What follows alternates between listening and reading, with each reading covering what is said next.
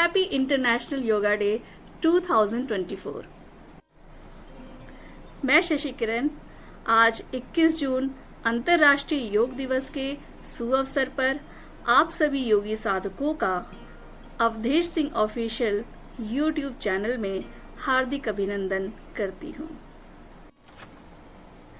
आपको अवगत हो कि यशस्वी प्रधानमंत्री श्री नरेंद्र मोदी जी के द्वारा ही अंतर्राष्ट्रीय योग दिवस मनाने की पहल की गई थी। 27 सितंबर 2014 को भारत के प्रधानमंत्री नरेंद्र मोदी जी ने पहली बार संयुक्त राष्ट्र महासभा में अपने आधिकारिक संबोधन में विश्व समुदाय से एक अंतर्राष्ट्रीय योग दिवस मनाने की अपील की थी। मात्र 3 महीने बाद ही 11 दिसंबर 2014 को संयुक्त राष्ट्र के 177 सदस्यों द्वारा 21 जून को अंतर्राष्ट्रीय योग दिवस को मनाने के प्रस्ताव को मंजूरी मिली। यह दुनिया द्वारा स्वीकृत कार्यक्रमों में सबसे अद्भुत कार्यक्रम रहा। अवगत हो कि भारत के इस योग शिक्षा से जुड़े प्रस्ताव को 90 दिन के अंदर पूर्ण बहुमत से पारित किया गया, जो किसी प्रस्तावित दिवस को संयुक्त राष्ट्र संघ में पारित करने के लिए अब तक का सबसे कम समय है। इस प्रकार से 19 जून 2015 को पहली बार दुनिया भर में योग दिवस मनाया गया।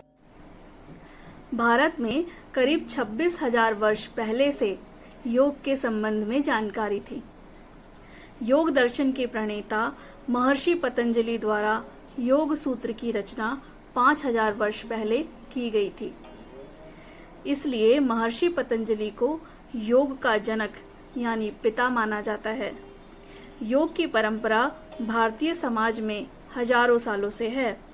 21 जून का दिन उत्तरी गोलार्ध में वर्ष का सबसे लंबा दिन होता है और मान्यता है कि इस दिन से प्रारंभ किया गया योग अभ्यास भी मनुष्य को दीर्घायु बनाता है।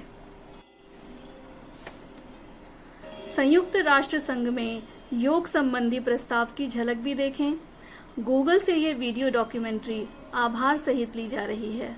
Yoga for all mankind, the Honorable Prime Minister of India, Narendra Modi, in his address to the 69th session of the United Nations General Assembly in New York in September 2014, proposed that the world should start celebrating an International Day of Yoga. योग हमारी पुरातन पारंपरिक अमूल्य then है। योग केवल व्यायाम भर न होकर अपने आप से तथा विश्व व प्रकृति के साथ तादात्म्य को प्राप्त करने का माध्यम है।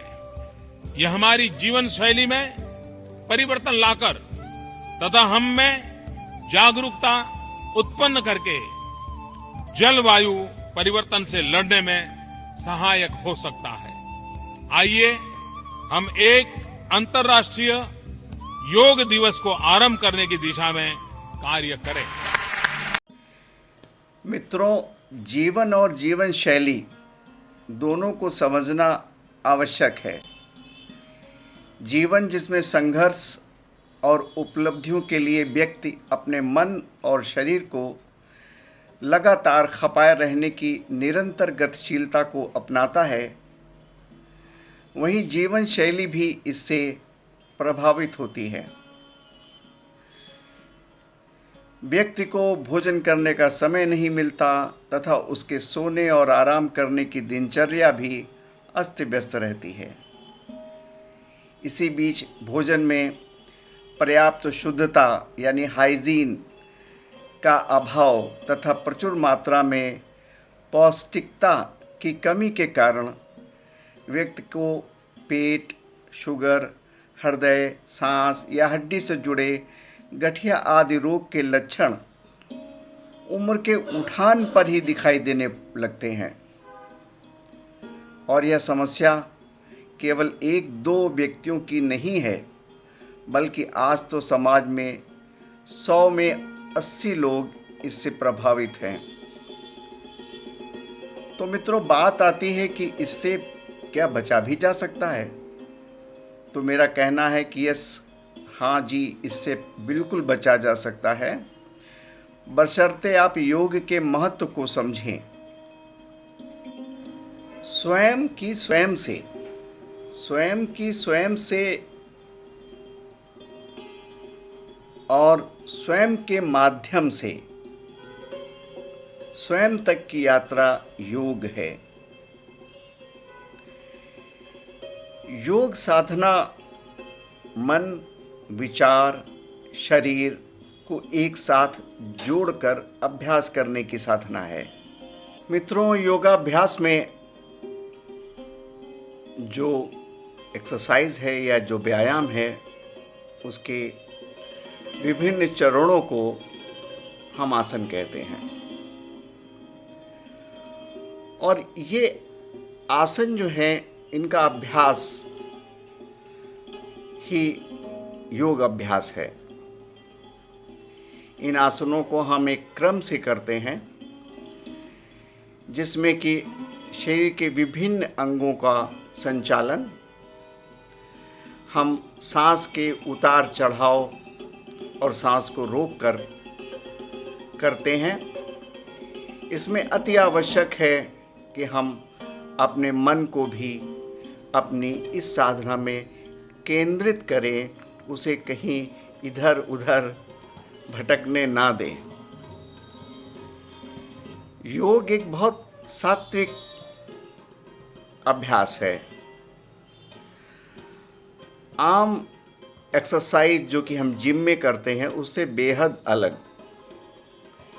इसका ज्योतिषीय प्रभाव भी है। जैसे नासिका के द्वारा अनुलोम विलोम करने पर हमारे मस्तिष्क की शिराओं में जो ऑक्सीजन मिलती है, उस ऑक्सीजन के द्वारा एक तरफ तो हमारी याददाश्त, हमारी मेमोरी बढ़ती है, और दूसरी तरफ उस ऑक्सीजन की सप्लाई से शरीर के अन्य अंगों को भी उनकी गतिशीलता बढ़ाए रखने में मदद मिलती है। बहुत से आसन हैं इसमें, और योग इतना सहज और सरल है कि हर उम्र का व्यक्ति हर स्थितियों में से कर सकता है। यदि आप दफ्तर में हैं तो दफ्तर में रहते हुए कुछ योग, जैसे भ्रामरी हुआ, जैसे अनुलोम विलोम हुआ, वो कर सकते हैं। इसी प्रकार से महिलाएं अपने किचन में रहते हुए बहुत से योग अभ्यास कर सकती हैं, जो उनके किचन में काम करते हुए ही उनको सहज होगा। और चूंकि योग अभ्यास की समय सीमा आपकी स्थिरता और आपके समय के साथ अनुकूलता बैठालते हुए की जाती है, इसलिए योग में क्षणिक प्रवेश को भी हम बहुत महत्वपूर्ण मानते हैं। तो चलिए हमारे इस एपिसोड का आनंद लीजिए। मित्रों, अपनी कहानी अपनी जुबानी के अंतर्गत आज मैं खुद की बात बताना चाहता हूँ। मैंने नियमित योग अभ्यास वर्ष 2013 से प्रारंभ किया। उसके पहले शारीरिक समस्याओं में वर्ष 1999 से 2014 लगभग 14-15 वर्ष तक मुझे ब्लड प्रेशर और मानसिक अनिद्रा की बीमारी थी। हमारे दफ्तर से जुड़े कामों के द्वारा, या कहना कि उन कामों से जुड़ी चेतावनियों के द्वारा या चुनौतियों के द्वारा, मैं इस मानसिक अनिद्रा का भी शिकार हुआ और अनियमित जीवन शैली से ब्लड प्रेशर का भी। और मैं टेलीसॉर्टन की टेबलेट ब्लड प्रेशर के लिए तथा डाइज़ीपाम नींद के लिए लेता रहा। लेकिन 2013 से जब से मैंने योग प्रारंभ किया, तो 6 महीने के ही परिणाम स्वरूप मुझे नींद की गोलियां लेने की ज़रूरत ख़त्म हुई।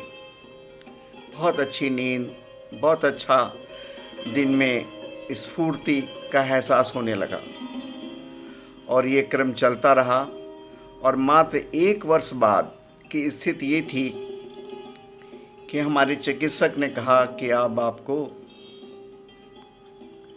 ब्लड प्रेशर की मेडिसिन लेने की भी आवश्यकता नहीं है। अब ये अद्भुत आश्चर्य सतत योग अभ्यास का ही परिणाम था।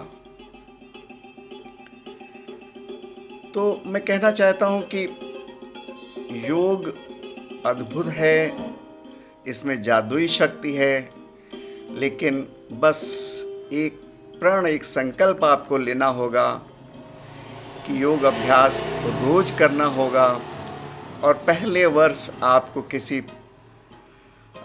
उचित सलाह और अच्छे साधक की देखरेख में इसका प्रशिक्षण भी लेना अति आवश्यक होगा।